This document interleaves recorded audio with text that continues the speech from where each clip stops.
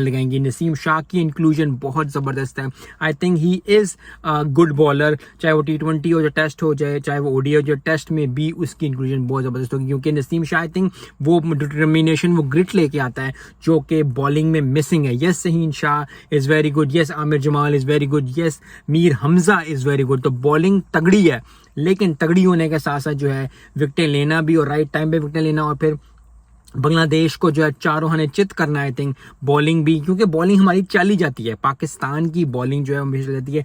Batting से requirement है कि बैटिंग जो है शान मसूद 100 करे, बाबर आजम 100 करे। बाबर आजम जो रिसेंटली ICC का ODI का जो बना है उसमें भी उन्होंने जो है वो नंबर 1 पे हैं, तो अल्लाह करे वो टेस्ट में भी नंबर 1 में, क्योंकि he is one of the best players in the world right now for Pakistan, for Asia और for all over the world. Yes Rohit Sharma, Virat Kohli, Shubman Gill और जो रूट और जितने विलियमसन जितने भी हैं, लेकिन अपने मुंडे नू हमेशा ही तारीफ करनी चाहिए। तो पाकिस्तान